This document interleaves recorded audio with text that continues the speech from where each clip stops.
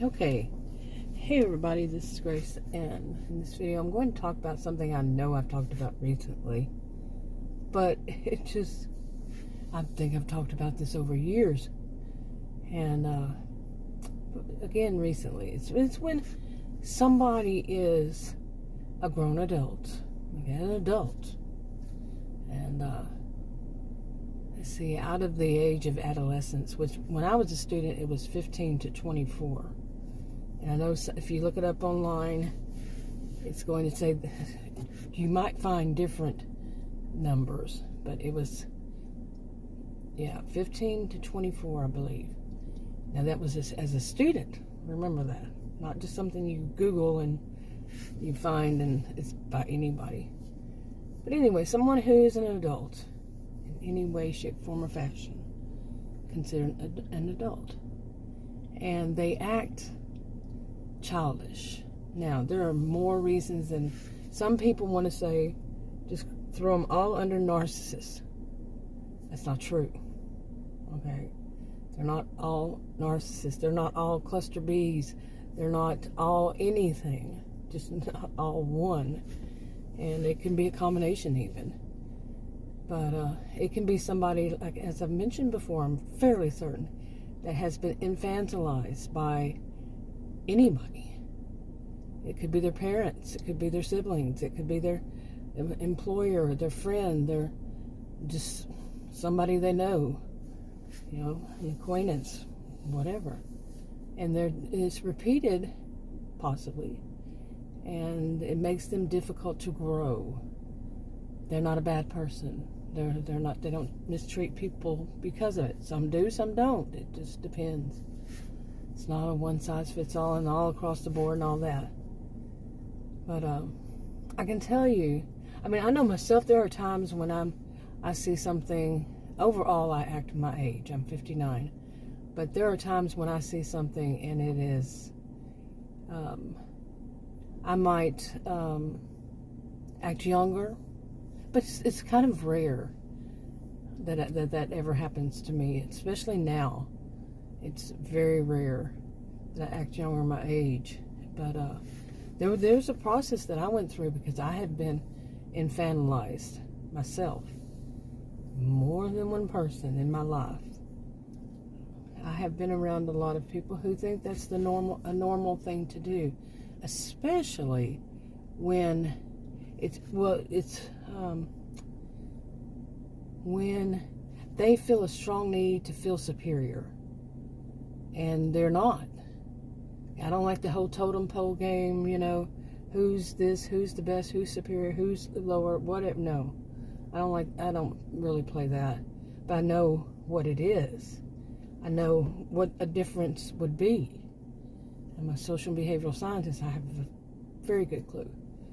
And so when they are trying to be superior, when they are trying to play that totem pole game, and it masks, what I've seen for them, it masks an inferiority complex. So they'll try very hard, and what they use is to try to treat, me or somebody else, whoever it is, as like a child, but younger than their age, really. And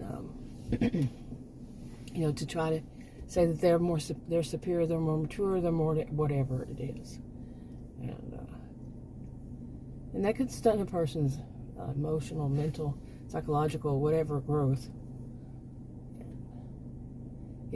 So I wanted to say all that first. Now, something Adam and I have been talking about lately is when you see, on the one hand, you see an adult, or you hear about an adult, you hear about adult situation, well, I shouldn't put it that way. Adults,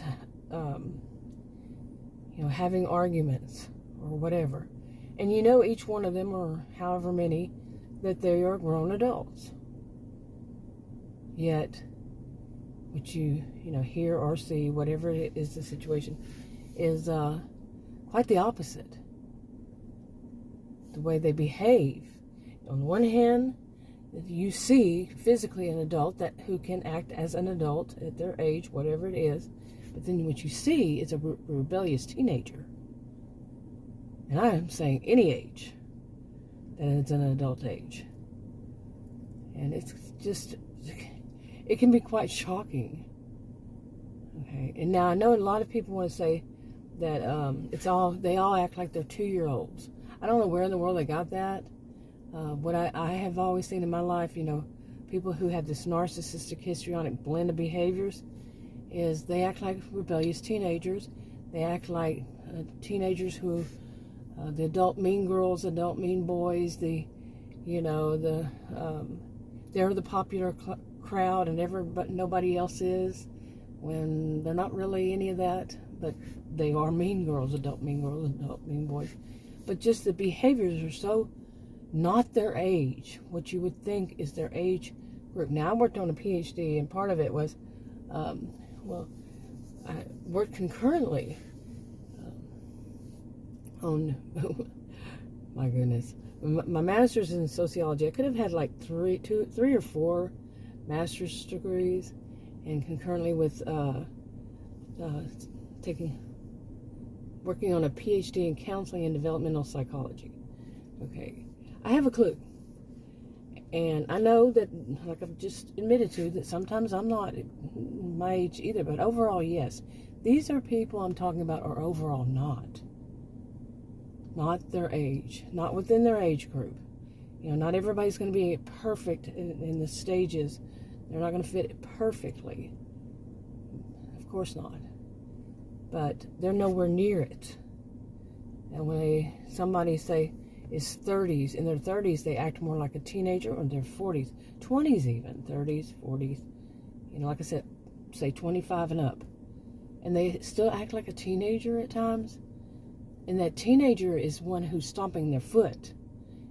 Some would say that's even younger, but no, it can be a teenager. They want their way. They want it, and they want it now, and they want it how they want it, and you better give them exactly, or they're going to throw a temper tantrum. They're going to, and their temper tantrum is that they do this smear campaign. They'll yell and scream and embarrass you. They can act like a teenager. That's not all teenagers, by the way. It's not universal that teenagers act rebellious and so on and so forth. It's not. Why would it be in some places and not in others? Is it allowed? Is it one of those things like people will say, well, boys will be boys, and they're giving permission to do it? Overall, they're saying, well, it's cultural. That's giving permission. Okay, and often, these are situations like if you're, like I said, it could be in person, it could be something over like a Skype or what's the other one? When people can be on a panel or somebody over the phone, whatever is the situation, and you can actually see or hear what's going on. And one of my responses to what I saw, I've seen several different ones lately, but one of them was, should I make myself some popcorn and sit back and watch the drama? I'm so sick of seeing drama. Seriously, people, grown adults throwing temper tantrums, trying to get their way. 59 years of this, of seeing people who are, what sticks out most to me is their histrionic behaviors. I'm not diagnosing anybody. Read the disclaimers in the description box below this video on YouTube.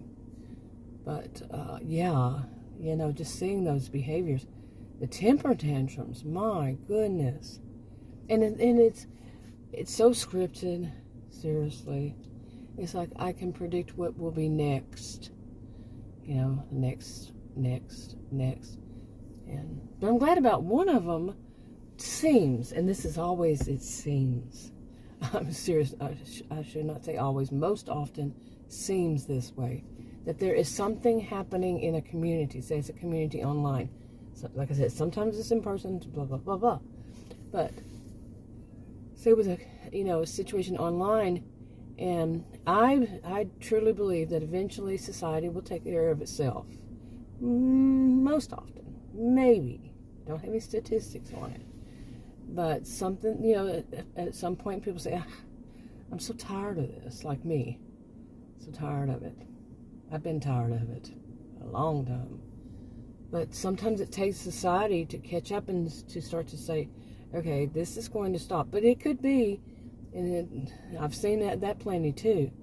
Have you ever seen one of those fighting with another one of those?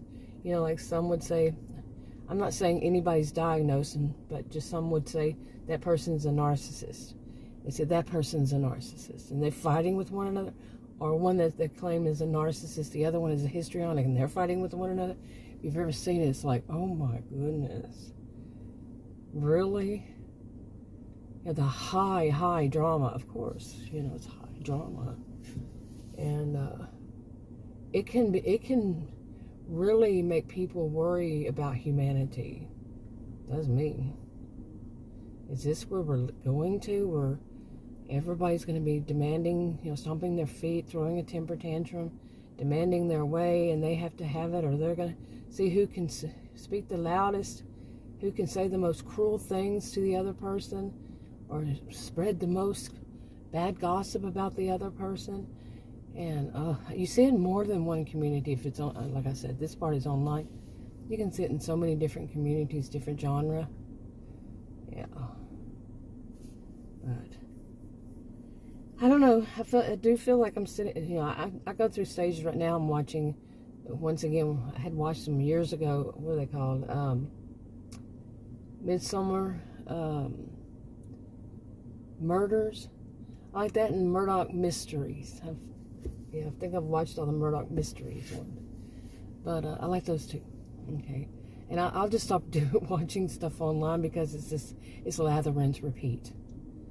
But some of the things online seem like some of the bad ones, like I was saying, you know, both sides are bad, and some of the bad, you know, the other side is finally taking it and doing what they need to do to that side, and they're screaming, oh, they shouldn't do that, but it's all drama.